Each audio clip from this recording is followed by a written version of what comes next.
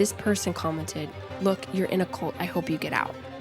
And I was like, You're in a cult? Are we in a cult? Yeah, I was like, what is that? I didn't even know what it was. And I looked it up on Google and I went through it and I was like, well, Jehovah's Witnesses are not technically a cult. Like, there's things that we don't They do culty fit. things. Yeah, but I was like, it's not. kind of culty. If it's a cult, it's a cult. That's exactly what I felt. I was like, well, if it's a cult, it's a cult. So what?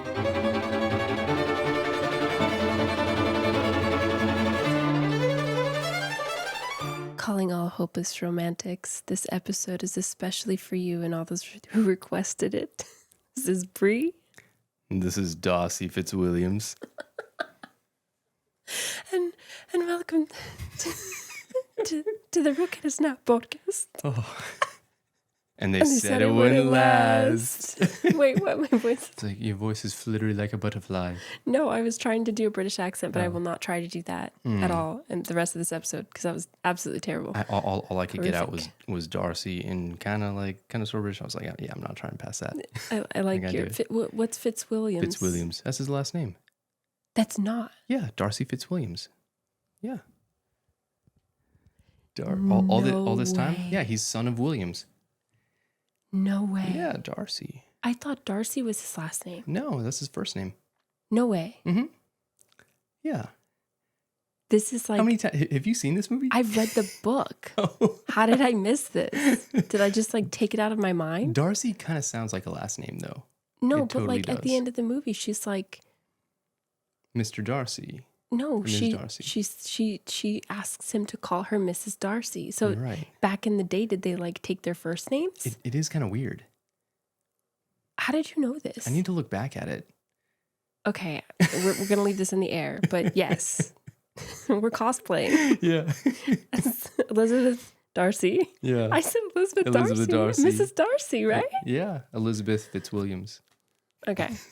I don't like Fitzwilliams. I just ruined the I like vibe. Darcy. Yeah, I like Darcy. Darcy. Darcy's the best. Anyway, it's one of our favorite movies if you guys haven't already known that by listening to the previous episodes. But also, this was a highly requested episode. We got a lot of requests for us to do a Pride and Prejudice episode. So we thought for episode 8, it's only fitting. Let's make this the Pride and Prejudice episode. And it's perfect because it goes on theme. We were like bewildered and bewitched. Yes. When we were going through the set list and we were like, oh my gosh, this works perfectly. Yeah. Perfect. Ooh, see, that was a nice little accent. Okay, so this is what we're going to talk about. Honeymoon phase abrupts endly as we are faced with the harsh realities of life, as the pride and prejudices of the outside world Encroach. encroach on this newlywed couple. Let's get it started.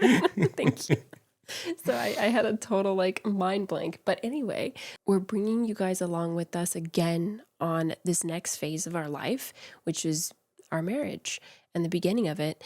And we're going to kind of go through a couple years, like all condensedly, because there's so much to talk about and so much like drama to get into and tea, if you will, to But the theme of it to drink. was there was a lot of pride and a lot of prejudice involved. Yes. So let's get it started. So where we left off was kind of when the honeymoon phase ended for us. And I feel like that's a controversial topic because people talk about the honeymoon phase and like how long it lasts. Everyone has different opinions. I don't know what you guys' opinions are about that, but please let us know. Also, plugging it in there wherever you're from, make sure you are subscribed, that you like our podcast. That's the best way that you can support us. But you can leave a comment. Yes. You do the accent so much better. I cannot do a British accent. Short spurts. Don't get me to say multiple sentences because then it's over. Okay. We won't embarrass ourselves in that way. Okay, so yeah, thank you guys so much for all your support thus far. Summer of 2016. 2016. That was a beautiful summer. It was. Beautiful summer. It was also a really difficult summer because right when the summer started was when everything started. I felt like falling apart. Yeah. For us as a couple. We had each other, but we had challenges. Yeah, it was very intense. So we were at the convention. This is big deal. This is the day that like marked like the end of the honeymoon phase. I feel like, and the start of the real like challenges that we had to face together as a newlywed couple. And the convention is a like it's a gathering of Jehovah's Witnesses to those for not those in the know. that don't know, the cult we came from, Jehovah's Witnesses, they hold conventions that are usually like 3 days long, and it's just a series of discourses, videos, and that's what they do every year. And it's a very integral part, I feel like, of the community for Jehovah's Witnesses, because they don't really have many events that they can get together. Yeah. Other than like your typical meetings, I guess, twice a week, and then you have service, and then Something big big to look events, forward like a to. big Yeah. like I would call it equivalent to holidays, you know, like, because Jehovah's Witnesses, they don't celebrate holidays, so they have their assemblies, their conventions, and the memorial of Jesus' death, and that's like their main like holiday and celebration, I guess you could call it. Well, it's because there's convention season, you know, and if you're a young person, you're like, okay, you know, it's convention exciting. season. I can go and like see friends I haven't seen before. I can maybe scope out the honeys. You know, it's like it's a big deal. It's a thing. It's a big deal in, I think, the community, and it was such a big deal growing up, both of us, to go to the convention. And being a married couple, like, this is the first time, like, we were like, I said, look at my woman. Yeah, we were not like together with our families. Yeah. It was just us as a unit, like going to the convention together.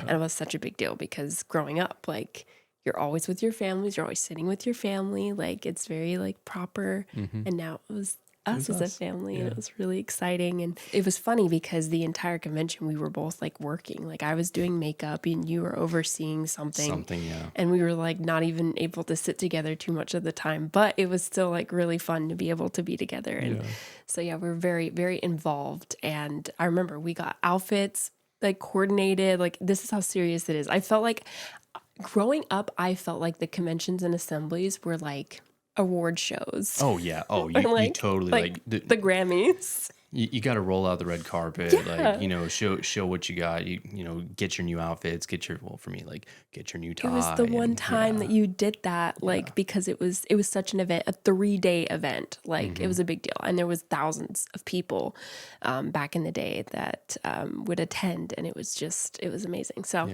we were there. We were getting all this, what they called spiritual food, in these discourses and these videos. And I remember one of the first videos that came out about the basement. Oh my God, the basement video. If you're a JW, Jehovah's Witness, you know that the basement video. That was the year that it came out, and that was like, it was terrified and supercharged us. Yeah, because it was like we had never seen anything depicted like that ever in the organization. Like, oh, the persecution is coming. Yeah. We got to do everything.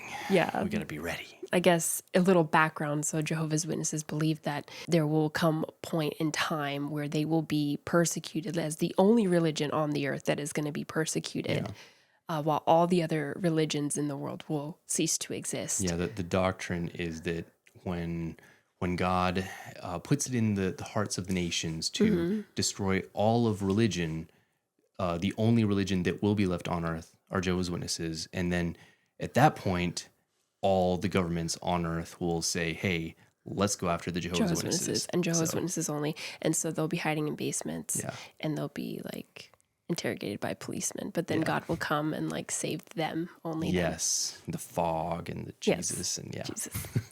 So, yeah. Anyway, but like, you gotta have the context. You gotta understand. You gotta, I mean, there's so many people that are here that are listening that don't know what Jehovah's Witnesses believed, and that's what we believed for a long time. So anyway, the point that I bring up this convention was because for us as a couple, it felt so empowering and motivating and strengthening for us because, and I'm sure a lot of people can relate, you know, being close to God as a couple is very, very important. At an event like that, we felt that our bonds with God and everything were being strengthened together. Yeah, we had like a supercharged meaning. Yes, and we had like this strong focus for the future of what we wanted to do. And we had decided in the Jehovah's Witness realm that we both wanted to apply for Bethel or SKE. And they had some qualifications in order to apply for these things. And So Bethel I've got to explain it. Yeah. So Bethel, for those that don't know, in the Jehovah's Witness cult, is pretty much their compound. A selected few of Jehovah's Witnesses are living. Yeah, are given the up in New privilege York. to produce like the literature and the videos and everything in this compound. It's like where You the magic happens. Sleep, live, you have whole lives, everything, and everything's taken care of. You take a vow of poverty and they provide you food, everything, like everything's taken care of. And it's like such a high honor to be able to get in to Bethel and qualify to be able to serve there. That's what they call it, serving at Bethel. And so as a couple, that's something that we wanted to do. But the main qualification is that you have to be debt free. You can't have any debt. And as you guys know, because of the wedding and just our lives and how things worked out for us, we had debt. And so it wasn't a crazy amount, but it was enough to not allow us to be able to qualify to get into Bethel at the time. So understanding that, refocusing, we were like, okay, now we have a goal. We're going to get rid of our debt and then we're going to apply for Bethel. Yeah. And then later when we can get into SKE, which is School for Kingdom Evangelizers, it's what it was called. And it's pretty much just like missionary work, but you're not paid. So you're sent out on missionary tours all over the world. Yeah, pretty much they say go or here they send and you say, to a specific spot. Okay, yeah, I'll go there. And you're kind of like somebody who's, you go in there as a graduate of this school, and so it's kind of a position of, of authority. It's a position of grandeur. Yeah, and that's what we were after. Yeah. That was. I mean, we went to the meetings for the applications. Yes, we did at the convention, and that kind of like supercharged us. We're like, okay, we're going to do this, and the only thing that was added for the SKE application to get in was that we as a couple had to be married for 2 years and pioneering together for 2 years. So that is being in, at the time, it was 70 hours of volunteer work, door knocking between the both of us. So how much is that total? I'm bad at math. 70 plus 70? 140. 140 hours together for 2 years in order to every qualify. Month doing 140 hours. Yeah, there you go. Yep, so for 2 years. So that was like the goal. And I think it's interesting because now being outside of it, it's like that was normal for us. That was a normal goal. That was an exciting goal for us. Everyone has different goals. And I feel like for most newlywed couples, it's not that. It's let's buy a house, let's start a family. Let's think about kids. Let's, just things like that, or like maybe traveling together. I don't know. But for us, it was very much so we need to get out of debt so that we can go serve. And that was like our focus and what we wanted to do. So after we made that decision together, like it was on the ride home, because each convention day we would go home and we would talk. We'd go home and we talk. And the final day of the convention that we went home and talked, we felt so good. I remember we're like, this is it. We're going to go into this. We're going to knock out this debt. We're going to apply to all the things. Apply to the things, and we're going to like reach our goals as a couple. And like, this is amazing. God's with us. Yeah. And so happy. And then I remember just driving, looking at you, and like the sunset was like coming into the windows of Fergie, our car. And I'm looking at you, and then the car just like goes off the side of the road into a ditch, and we almost tip over. What? Yeah, I got ran off the road. Yeah, so, we got ran off the road on the highway, and I felt like our life was flashing before. It was like a movie. It was like when you're in the car and it's like, dun, dun, dun, dun. Yeah, it totally destroyed the wheels and the suspension and the axle, everything. Yeah. Yeah, and fortunately we were safe. Yeah. Like we were like, oh my gosh, this is a miracle that we were. This didn't come off any worse, because the Fergie, our car, could have totally flipped. It was gonna flip, and we ended up in that ditch on the side of the road. And I just remember getting out, like crying, like, are you okay? Are you okay? And we were like holding each other. We were like so like shaken up, because I mean, it was like one of the first accidents I've ever really been in like that intensely. And we had some friends who were driving home, and that saw us, and they stopped. And then what do they call that? State trooper. State trooper. Yeah, to add insult to injury, he was like, hey, you guys got ran off the road? Well, let me give you a ticket. Let me give you 3 tickets. Yeah. So here you go. He gave us 3 tickets, and I think he was quite prejudiced, actually. He was. He was a little prejudiced. A little? No, he was a lot. He was a lot of prejudice. He didn't have to write us 3 tickets. 3 tickets. I was like, what? He was the chewing tobacco Yeah. country good old boy type. yeah. Well, no, I shouldn't say good old boy because I call you that. No, that's bad. No, he was definitely prejudiced, and I remember feeling that sense. And I didn't look at it as like, oh, he's prejudiced. I thought he hated Jehovah's Witnesses because when you're a Jehovah's Witness, you think that everyone hates you, hates you, whatever. But now that thinking back, he was totally just prejudiced because, you know, we're mixed looking and we were in the South. So he gives us a ticket, 3 tickets. Mind you, we have no money. We were trying to get out of debt. We were very much so struggling. And so 3 tickets for not maintaining lane control, for reckless driving. And then I can't remember what the third one was. I do know that he called a tow truck. Okay, it wasn't technically a third ticket, but he called the tow truck because he asked you. He said, He's like, have you called a tow truck? And I was like, no. And he was like, all right, I'll call the tow truck, which I didn't realize that if a state trooper calls a tow truck, it's like 3 times the cost because they're like on this revolving customer thing where it's just it's a scam. It's totally 3 times the cost. Totally junk. And we we're 10 minutes away from home. Yeah. And so it was like an outrageous amount to pay. We didn't have the money at all. So we had to take a loan from one of the friends that was there when they heard that we had to pay up front. We were like, we just don't have, like, we literally max out credit cards. No money. There was no way to have done it. And he was nice enough to say, let me take care of it. I know. And it took, we'll pay you like back. 3 months, but I paid him back. Yeah, it took a long time. It was so crazy. And then we ended up getting the tickets thrown out because you knew like a judge or something. Yeah, Yannick knows everything. He's lived many lives. I knew the judge I knew the magistrate up in Statesville. So magistrate. It worked out. Yeah, so that was fine because it was ridiculous. Like someone else ran us off the road. Like you were fine. And they literally they didn't see us, I think, in the lane, and instead of like us like being able to move around them, just so happened we had to veer off. It was dirt. It was terrible. We truly felt like the devil was like after us and our plans to. Like we had everything going. I know. Going good. We had we had the plan. Yeah. And so we were like, dang. Running us off the road. Yeah. But it was actually a blessing in disguise. Looking back at it, it set the wheels in motion for the best thing to have happened to us. Yeah, which was us deciding that you needed to take a job offer that you had gotten from Raleigh that was going to pay us more money, which we needed. Because working in Charlotte, we both weren't making enough. We weren't cutting it. And we were pioneering. So we were 70 hours a month, each of us. We had no business pioneering, but we were. And trying to take extra shifts and like on the weekends. We were working on the times. weekends. We were like, really, after service. all we had to do was just work like normal people, and we could have gotten. We could have been fine, but we had that was letting go of pioneering was like. No. Atrocious. We couldn't do it. Could we? How could we?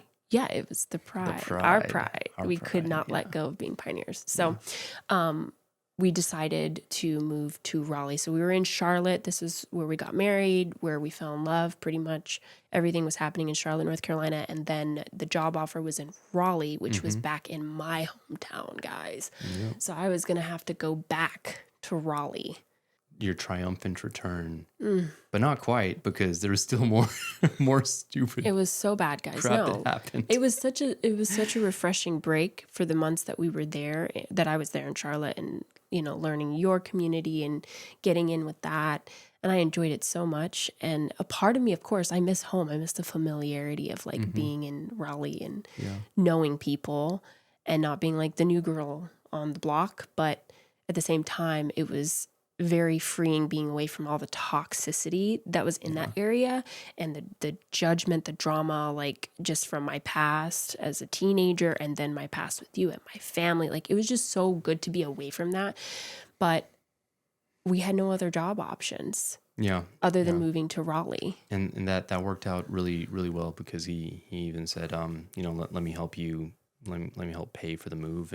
But before that happened though, like, we had some car issues that just kept on keeping on. Yeah, no. So it was a great offer that your now new boss, that you accepted the job from Raleigh, and they offered to pay for all of our moving expenses. So we felt like that was God's plan for us to go to Raleigh. So that's what we did. Packed it, or we didn't pack everything up yet because we needed a car. We didn't have a car. We were carless, especially because you quit your previous job. So now you didn't have a car. We didn't have a car at all. Yeah. So we had to go look for a car. But the problem was we couldn't get approved anywhere for a car. Like I was freshly 18. And actually, I was 19 at this time. I had turned 19. And I didn't have any credit, though. You need credit history. You didn't have any credit. I didn't have credit because I was living totally debt free to try to, live this life of pursuing these goals for and you took a vow of poverty to be a Bethelite, and you Mm-hmm. had that experience. So yeah, you didn't have any credit history. So yeah, we went to several different used car shops. Is that what it's called? Yeah, and they're like, deny, deny, deny. But in the meantime, we ran a bunch of credit checks, so your credit's even worse now. I know and I didn't even know hard checks. I had no idea what that even was. So I had to learn all that right then. Yeah. And I felt like that was the most demoralizing part. Oh, it was horrible. Was just being denied these really small loans because we weren't looking at fancy cars, guys. Like we were looking at the cheapest cars that we could possibly try to get into, and we were getting denied because we just didn't have it. And so Craigslist didn't deny us. Yeah, Craigslist didn't deny us. So we found a car on Craigslist, and it was a cute little Acura TL. She was white and souped up, randomly, Someone has seen Fast and Furious one too many times, or I'm gonna give it some cool decals. And I was surprised. I was like, oh, this is cool. But they were kind of shady people that were, I think it was a stolen car. But it was so wild at the bank when we were talking with my loan officer. I was like, hey, this is gonna take a little bit. He's like, that's okay. It's just hanging out with us. He was for hanging out with 2 us. hours. The guy that was selling the car to us, he was just hanging out with us and chilling. And was like, yeah, take your time. Get the loan. As it was going, I was like, hey. I didn't think we could even get this loan. It was such a small amount though. Yeah. So it kind of worked out, but he stayed with us. Yeah. And I was like, hey, the locks don't really work. He was like, what do you want to do? Can you take this much off of it? Yeah, sure, fine. The tires also need replacement. Can you take this much off? You're a bargain king. You were trying to get everything, and we did. We got it down. Yeah, he was like, yeah, whatever. Just get the car off my hands. Okay. Super sketch. Okay. Super sus. Yeah, it was a very suspicious situation. But we got our car, and we didn't have a car, and we were about to move. So we had a couple weeks to move. So we got the car, we packed everything up, and then we got a knock on the door. At our apartment, this was a week before we moved to Raleigh, and we had we had a U-Haul, everything ready to go. And someone knocked got a knock on the door and said, do you have a white TL Acura? And I was like, someone just smashed the hell out of it. Yeah. So in the parking lot? We were like, what? They knock on the door. And I remember I was in my closet playing Clash Royale. Okay? This is an important part of the story. I was in my closet playing Clash Royale. And then I hear you go, what? And I'm like, what happened? So I run out the door. You open the door. You leave the door open. You were just you were out. And I didn't even hear what was going on. I just heard you say, what? After someone knocked on the door and left. And I was like, well, I guess I'm done playing this game. And I put it down and I run outside and I see you on the floor. He was on the floor on your knees. You were on your knees. I don't you don't remember that. this? No. You were on your knees, defeated. And my heart just dropped. I was like, what happened? What happened?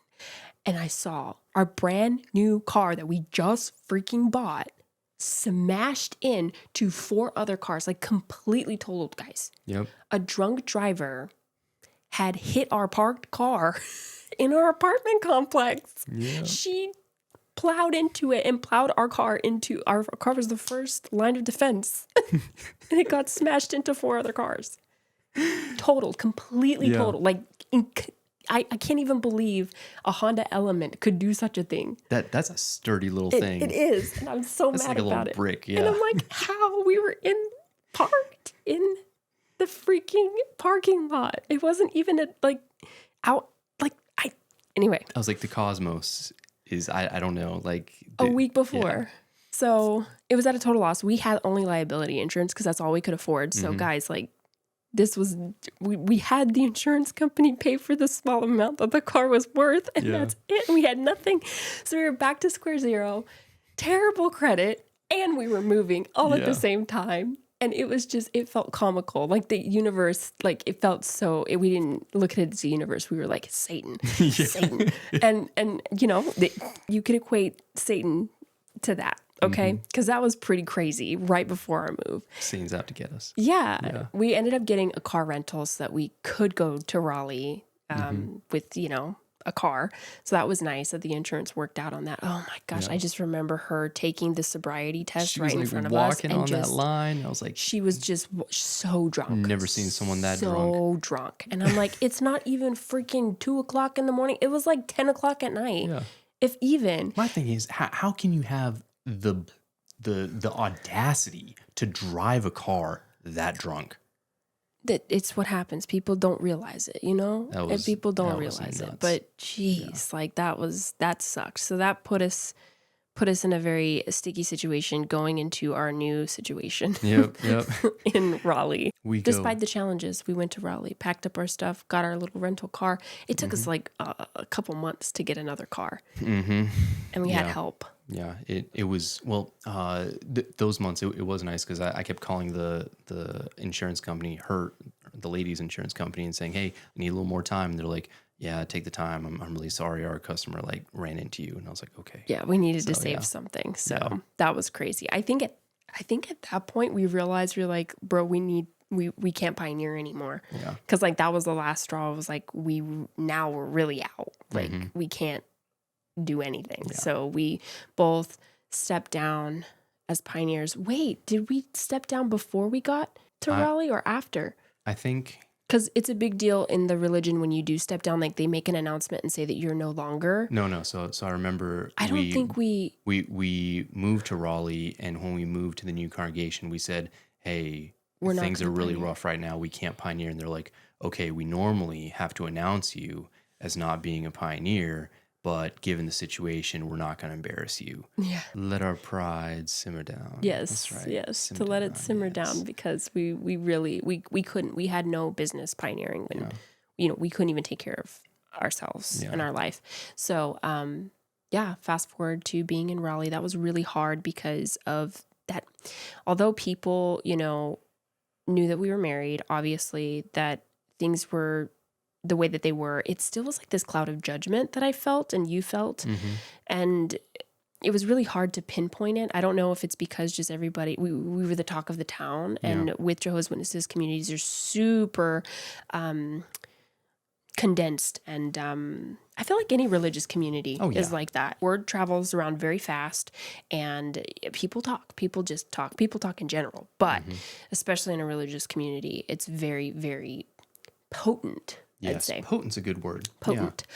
So, I felt like every room I was going into that people had just stopped talking about me. You know, that sort of thing. Yes. I was like, that's what it felt like. I was like, oh, hey, my name's Yannick, and it's like, oh, I know all about you. Oh, okay. Well, that's kind of awkward. You know. Yeah, they would say stuff like that, and it would just. It was so but you know, we pushed through because you're like, well, this is our home now. We're gonna make it happen. We both, like, after years later of marriage, realized that was a really hard point in our marriage, because not only did we have to deal with the struggles of being newly married, which every newly married couple goes through so many different kinds of struggles, like family, finance, friends. Balancing all of that as a newlywed couple is, I think, the hardest thing. So we had to deal with that, but also being in a new environment and setting things up against all this like prejudice that we felt on us. Well, I got to ask, like, because it was a new environment for me, wasn't really a new environment for you. So did you, how did you feel going back? Because it's kind of like you were a new person. So I had a new situation. I came back, the married woman, right? But I still felt like a child. Like in so many situations, I still felt like a child. It was a very strange time. But we pushed through, I think. And the biggest thing was we were able to really double down on our finances and try to, you know, just make a little bit more money. It wasn't much, but we were like really working hard together as a couple to get that debt down so that we could accomplish our goals together, because Oh, yeah. that was the biggest thing, and we wanted to do that. And So I didn't stop going out in service. I still was technically pioneering until I found a job, Yeah. and then I stopped pioneering. But before then, yeah, I was still like going out in service a lot and preaching the word. Yep. Yep. While you were working full time. I reconnected with my family, which I know it sounds bizarre to some because you're like, what? But this goes to show that I didn't blame the organization. I didn't blame my family. I tried to make this work because that's what I wanted to do for my soul. And I wanted to rebuild a relationship with my family. I felt like that we were in a different, situation because I was married now. We can move on. And I really wanted to maintain that relationship with my siblings that I cared so much about. And pushing through that, I still look at it and say they meddled in our relationship the entire time. But I was like, man, your mom's bringing up your ex a whole lot I around know. me. Like, that's kind of disrespectful. No, yeah, it was, but that was like behind the scenes. Nobody saw that. Yeah. And I feel really bad about that even to this day, because I'm like, that was like so uncalled for, and that you had to deal with that. But you like were so honorable. Well, and you were just like taking it. I You never didn't- got upset. You didn't. You never got upset. No, because I didn't. I couldn't really. I didn't think that it was like a serious thing that was going on. How do you explain it? Like, I was like, is she joking? Is she? Yeah, you couldn't tell that she was like. Is she serious or is she joking? Yeah. Because if she's serious, this is. You didn't think any ill will of anyone, That's what it was, that's why I love him, because he's I was very optimistic very about optimistic. people's motivations. Yeah. Or intentions. Yeah. And I feel like it's good to be like that sometimes. But anyway, to the rest of the community, us making peace with the family really like showed, I feel like, for the culture that we were forgiving and forgetting and moving on. And that was like a good thing for our reputation. Yeah. And so that was good for us too. And then also, as we were living in Raleigh, we started getting like, I guess what you would call privileges in the organization.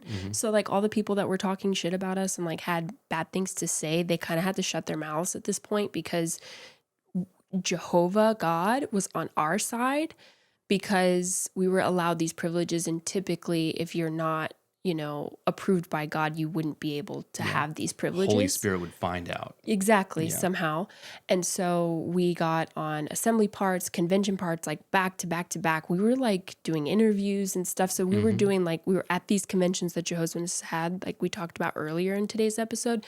We were like, I guess, presenters, not presenters. It's like being interviewed or being interviewed like on a stage in front of thousands of people. As a good example. As a good example, as a good like couple and whatever. And so that also felt redemptive, because we were like, see, you guys talked all this crap about us, but look, like, obviously if any of those things were true, God would have revealed it and we wouldn't be here now. So we felt like we were humbled, but at the same time, like, haha, Well, you did get people to apologize after that point. Yeah. Yes. I got a lot of people who refused to come to my wedding, was telling me, I don't want to come to your wedding, whatever, because of this, that, and the other. They would go and apologize after we had been on the stage and being used and stuff. So yeah, like people were like, oh, we're so sorry that we thought poorly of you and whatever. My bad. Yeah. So I was like, okay, whatever. And I didn't think of anything. Like, I was just like, thank you for being apologetic. Like, I just wanted to do everything for God, and like I didn't have any ill will for anybody. I was just like, whatever. And I know we talk about it in a certain light, guys, now, because in hindsight, like, we see things a lot differently now. But back then, it was just what we did. Like, it wasn't, I had no hurt feelings. It like sucked, but I was just like, whatever, like, we'll just rebuild and we'll be okay. Yeah. So that was key though. Like I felt like so redeemed. And I was like, now we're going into this as a couple, and we're an example. And then La última.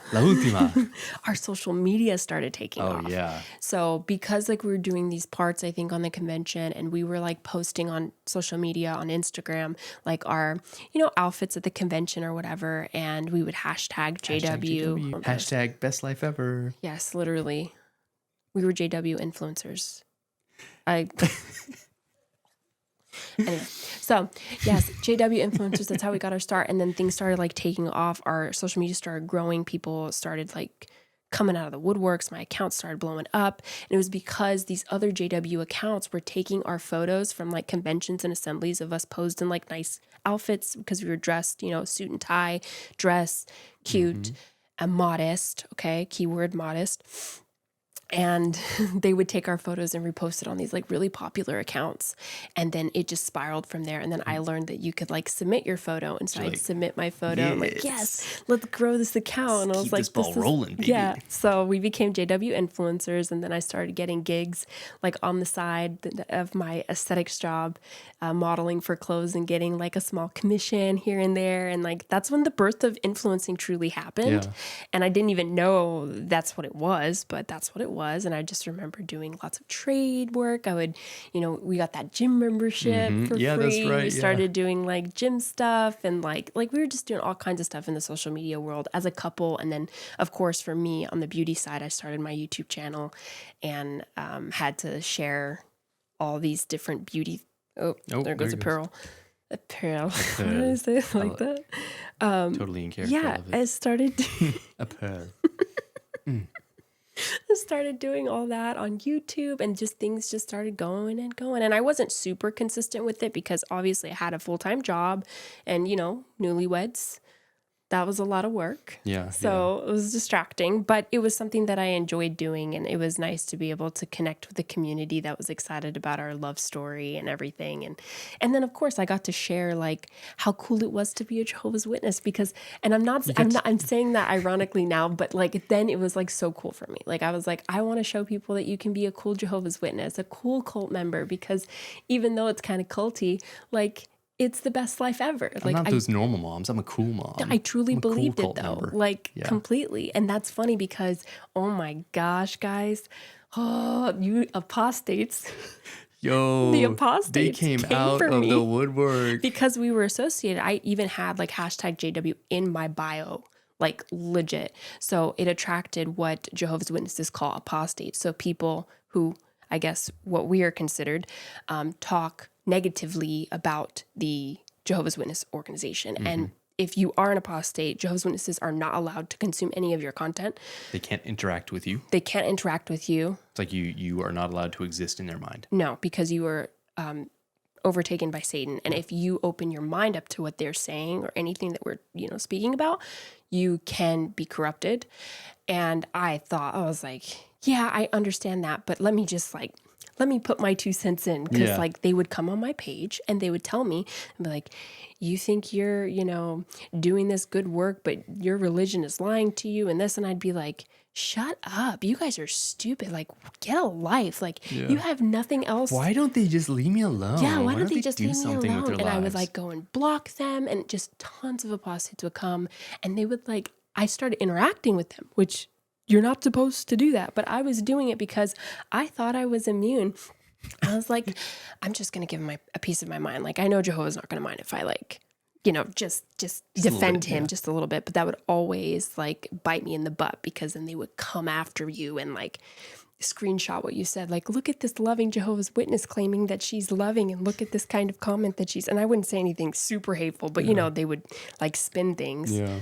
And so I was like, oh, I just hate this community. They have getting under no your skin. lives. Oh. But then there was one comment that I remember getting, and I talked to you about it because it kind of like pricked me a little bit. Because I was like, I didn't know what the meaning of it was. But this person commented, look, you're in a cult. I hope you get out. And I was like, Yannick, a cult? Are we in a cult? Yeah. I was like, what is that? I didn't even know what it was. And I looked it up on Google and I went through it and I was like, well, Jehovah's Witnesses are not technically a cult. Like there's things that we don't They do culty fit. things. Yeah. But I was like, it's not, kind of culty. not a cult. Yeah. Couldn't be a cult. That's what I It's not a said. cult. But I asked you and you were like, I was like, no, it's not a cult. How dare you? Where are you reading that? yeah. You got like really, he got really mad at me and My I was thought like, stopping happened. I was like, okay. The brainwashing But I was like, went full force. I just, in my mind, I was like, well, we are kind of culty and I don't care. This is the true religion. So like, If it's a cult, it's a cult. That's exactly what I felt. I was like, well, if it's a cult, it's a cult. So what? Yeah. But little did I know that would carry in my mind It stuck with you. for years. Because babe, I'm calling you babe. Babe. This was back in 2016 that happened. Wow. And I wouldn't say that was the start of me waking up, but maybe, I guess, in some people's minds that was. But I wrote it off. I was just like, it is what it is. Maybe it's Moving a on. cult. Maybe it is, but I didn't care. Yeah. I didn't care. And I think a lot of Jehovah's Witnesses that are currently listening, even though they shouldn't be, believe that they are immune. They believe that, but I'm telling you guys, it will stick with you and you will end up like us. I'm sorry. You're not immune. I'm sorry, not sorry. We but will it's see good. you in a few years. See you in a few years. And I, honest to God, I've had so many people message me, DMs, and I love you guys. Thank you so much for admitting this. But DMs of people that had came out at me for years ago that when we left, and they were like, I can't believe you do this. And now they're saying, you got me. Yeah. I'm out too now. So anyway, all that to say, never say never, Justin Bieber. That's right. So anyway. Never say never, unless you're saying never say never. And then you got to say never twice. I get this question a lot about how did Jehovah's Witnesses view our social media presence? Because it is a cult and isn't that are you allowed to go on social media? Yes, you're allowed to go on social media. You have lots of different types of individual freedoms. However, the community did look down upon our social media presence. And I think it's kind of a reason that most people wouldn't believe.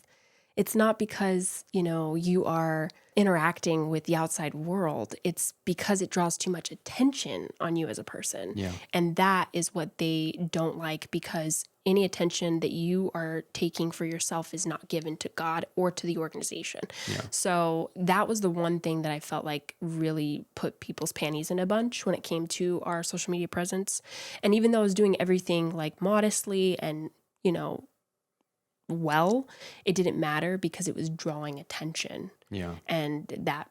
Who does she think she is? Yeah, kind of thing. And I get it. And I battled with that mentally for a long time because I wanted to be a good witness and a good, pioneer sister and faithful. And I felt like that was kind of my vice was the social media, because I enjoyed connecting with people and I felt like I was doing my duty of making Jehovah's Witnesses more appealing by my modest dress, fashion, advice, and I don't know, my lifestyle. I loved it. I thought it was great what you were doing. I thought it was so cool.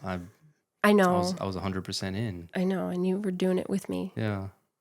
It was a special time, and I remember getting a lot of hate about it, and a lot of people didn't like it, but they can't really tell you can't. There's no rule book that says you're not allowed to be on social media. But they can say things like, it is discouraged for you to do this or that. And it's a lot of read between the lines type stuff. Yeah, and being that, because we ended up after years later going back into pioneering together so that we could reach our goals after we paid off our debt. That also made it very difficult because we had to be more of an example. When you're a pioneer and you're in a position of privilege, you have to act a certain way and be a certain way. So that made it really, really difficult on the relationship, I feel like. Yeah. And as a couple together, or no, it didn't make it difficult. Well, what made it difficult was the tension, because I was trying to be the best supporter, witness and the best supporter of my wife. Yeah. And I knew that this was kind of a thing that, if you're fully involved in it, you don't see anybody else who's in a really high position who's involved in it. Yeah. It was kind of a great thing. Taboo. It was taboo. That's what it was. It was taboo. And it was so new too at the time. So there wasn't really any information out on it yet. Yeah. So we kind of just took advantage of that and kind of went with it. But on a local level, see, in the congregations, things were enforced. For instance, the blue dress. The blue dress fiasco. The infamous blue dress. So I was working with a boutique who was also a Jehovah's Witness, and she was a sister, and she was sending me dresses to model for her, and I was doing work with her. And there was one dress in particular that we did a really cool photo shoot together. I remember you took all the photos, and it was beautiful. It was a stunning, editorial, blue dress, red lips. It was super cute. Anyway, I might share this photo with you guys so you can see it. But this is the photo that got us in the back room. No, I'm sorry, got you in the back room. While you waited outside, embarrassed that your husband is getting a stern talking to. Yeah. Oh, gosh. That was an interesting situation. So one of the wives of the elders had come forward and said that they thought my dress was inappropriate. So they didn't like the post. And I guess they wanted me to take it down. I don't know what specifically was said, but they took you in the back room to talk to you. And I knew it was about my social media because this wasn't something new. I was tried to be very, very careful with what I posted. And there was always just like something that someone would talk about. There was like this There's anxiety, like if I post anything, like Yeah. will somebody notice this random little tidbit and like maybe my shoulder is showing too much or this Yeah. is showing, or I'm It was very I'm much so holding nitpicked. a dog and maybe like is like kicking my cleavage, or like it's just random shit. Like I don't know, it's always Exactly. something. It was always something. And so when I saw you go in the back room with the elders, I was like, oh, I know it's going to be about me. And I remember you coming out and telling me like, yeah, your dress, it wasn't modest, it was too tight. And they want you to, like, I think you should take off the post or whatever. I was like, no problem. Like I started crying because I was like so disappointed in myself. It wasn't about, oh, I'm so mad that I have to listen to the elders or whatever. Like, no, I was like, I'll do anything. I want to have peace and I want to like not offend anybody. And so I immediately was like, which post is it? I'll take it down right now. So I took it down, but I was crying because I was so like heartbroken that this person couldn't have come to me first. And I was like, isn't that what Jesus taught? Like you're supposed to come to your brother first and resolve an issue. And I was betrayed because I was close to that person and they went to their husband who got the other elders involved. And it was just so like gossipy. So legalistic. Yeah. And I was like, I was a 19-year-old girl and this was a grown ass fucking woman. She was grown and she did that. And it was just, sorry, a little bit of trauma coming out, I guess. Anyway. You know what's so funny is looking at that dress now, like when I remember the feeling of that dress, I remember thinking like, oh God, yeah, it was a totally immodest dress. Yeah. I remember we looked at it again. I was like, that dress is totally fine. I know. There's nothing wrong with that dress. I know. We'll show you guys the dress. It was barely like it was really cute. So, it was a ridiculous. cute dress. Yeah. But anyway, I took it down. I even told that sister who owned the boutique, this is an immodest dress. My elders told me you should probably take this off your shop. Like went that far. Listen, I was like, I can't post this. I can't have anything to do with this dress. So the biggest takeaway though from that moment, and I think I started thinking differently, was the fact that you were in the elders room without me. Yeah. Being counseled about me. Like, I was like, I didn't even deserve the dignity of being in the room, being told this, like, to my face. That also hurt more than, the actual topic that they were discussing. But it was just that I wasn't involved. Like, I was treated like a dog that was, like, sitting outside in trouble while my husband had to deal with it, which is very sexist and, that's a whole nother topic. I felt like it was an awkward like telephone game. Like so-and-so told so-and-so who told so-and-so who's telling you proper channels. And you need to tell your wife. And I'm you're like, in my head. Or you could just have this person talk to my wife. And you could be in the room with me. Like I didn't understand. But, as all the Jehovah's Witnesses who want to defend like to say, imperfect humans. Yeah. It's always the excuse. So anyway, guys, so it got really, really intense with these types of things happening in the congregation, so much so that we ended up moving congregations into foreign language. We decided to go into a foreign language congregation where we would teach people the Bible in Portuguese. That was... Muito bem. That was muito bem. It was. I met a friend that was a fellow content creator. She was ótimo. So I felt that it was a great match and also God sent because we were just coming. I felt like butting heads with so many people in the congregation that we were in about the social media. And I was just like, well, they don't understand it, and this congregation does. And so that's what we did. We moved and then we were like, this will also look great on our resume application for Bethel or SKE because being a part of a foreign language shows an extra effort. That's right. Into the cult.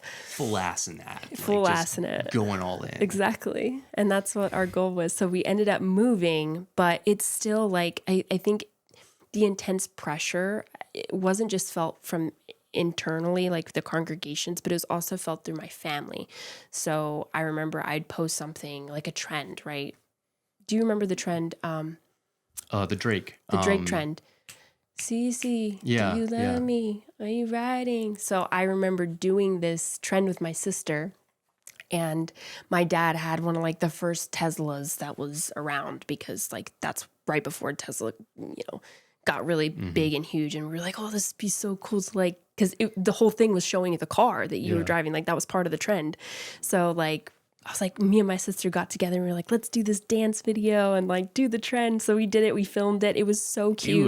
It was awesome. And it was like the sunset, like it was perfect golden hour. And my parents were involved. Yeah. They were recording it. Yeah. You were recording it. My brother and my sister, both my sisters. Like it was such a fun like little video that we did. And I posted it online because I was like, this is so cool.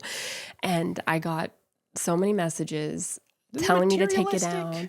And I remember like, I think it was my grandmother. Yeah, my Nana. I remember her messaging me and saying like, this is portraying something so materialistic and worldly.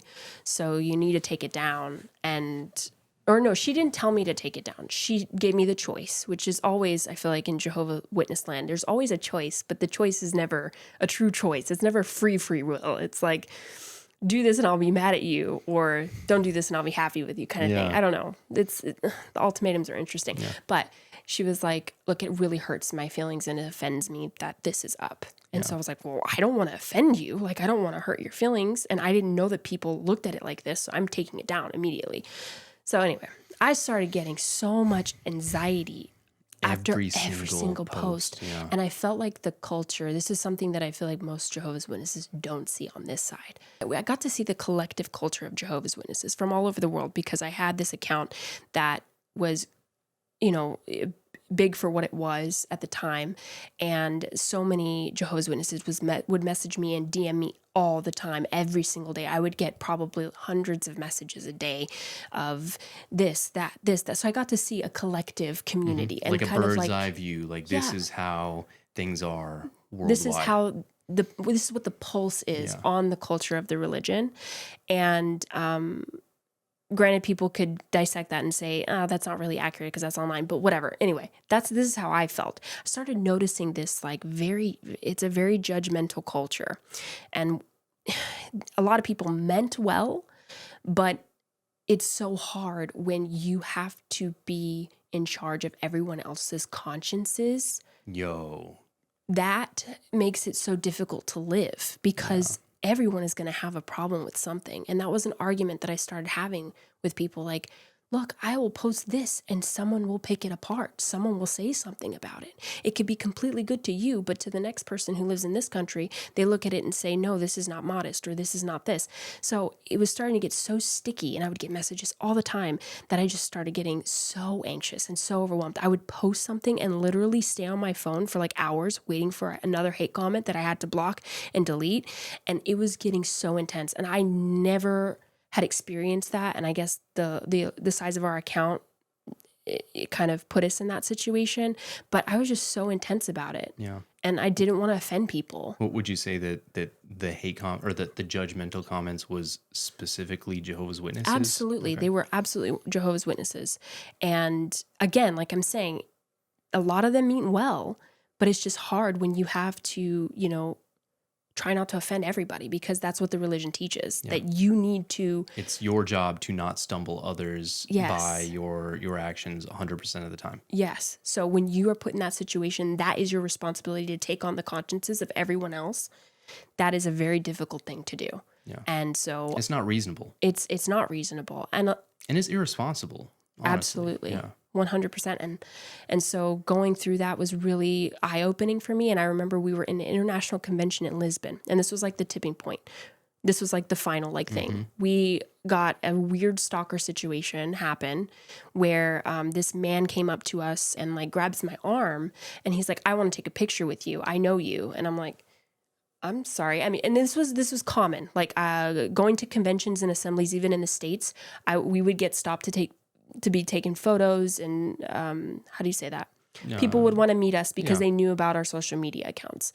And at this particular convention, this was like the last day, and we had been taking pictures with so many different people. It was awesome being able to see people, and they knew my YouTube channel, and like they were like, hey, can we get a picture? And it was like so exciting. This guy, he just had this very creepy energy, and grabbing me already was like, what are you doing? So he grabbed me, and I was like, hey, like I was trying to play it cool because I was like, I don't want to like, you know, I have to be peaceable, you know?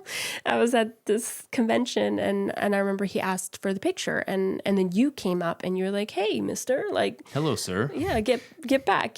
Excuse me, sir. And he was like, I just want to take a picture with her. And he kept like pushing you out the way. And I was like, this is like a really weird situation. He's like, I know you guys have been here. I've been watching you. I've been waiting for you to, I've been waiting to find you. That's what he was saying. And it was like really like weird stalkery feel. And I had realized in that moment that I needed to stop posting my location because anyway. Yeah. So that was really intense. He got upset at you for not letting him take a picture with me by like myself. He's being really, really weird. Like you were to like, take a picture without it's okay. me, it's like that's no thank you. Yeah, you were like, no, thank you. Calm down. And he was really pissed, and he started getting a little bit like intense, and you were just like, no, it's okay. We can take a picture all together. Let's take a picture together. And so he ended up settling for that. But like I remember after he took the picture, he just like stormed off. And I was like, what the Like what is this? Yeah. I don't like this. This is a strange event. And after that point I was like, I don't want to do social media anymore. It was the one thing that like it scared me. It was a culmination, and then that was like the climax. Yeah, I was like, see, and this is another reason, because now my safety is in jeopardy, and this is not worth it. Like this community online, like first of all, it's starting to turn into something that I don't even like anymore. And yeah, where's the joy in it anymore? Yeah. I didn't feel like I could express myself creatively because I was being so hyper controlled by everything. And I was just like, this is not for me. This is not for me anymore. And a lot of people thought that I got off of social media because of a convention video or whatever that they put out that year. But it wasn't that. It was the culmination and then this. So I decided to get rid of all of my followers. And I think I went through like 10,000 people. It was like 3 days that you were just delete. Yeah. Because I didn't want to delete my entire account because I wanted to save our photos. And I'm so glad that I didn't. But I went on my YouTube channel and I privated all of my videos. So no videos were available on YouTube. Everything was privated. Everything was completely closed off to the outside world. And I remember I went from 10,000 followers to like, at the time, I think it was, I don't know, like 120. Yeah, I think so. I mean, it was like that small. It was wild, like just days of you removing all of your followers manually. Yeah, and I wanted to get out of the Jehovah's Witness land. I did. Yeah. I was like, I'm done with this community. I don't want any part of it anymore. But I didn't go back right away. That's another thing. It's like people were like, oh, well, then you lost all your followers, but then if you come back, everyone's going to follow you back again. Like, no, I actually did a whole year cleanse. And I know some people still came back, but I wanted to do that to like reset things. And then when I came back to social media, I guess I'll save that for the next episode. Ha ha ha. So I gotta save you guys something because that gets teaser. Exciting. But then what happened? Like I'm on the edge of my seat. I need to know what happens. Oh, you know what happens. Okay. Yeah, I do, but I still want to hear you say it. So oh my, this costume is really hot. I'm like sweating like a... Okay, it's not just me. I feel like I need to take a shower now because I'm in a puddle of sweat, and then we're talking about like exciting things. I'm sweating like a slut in the back room.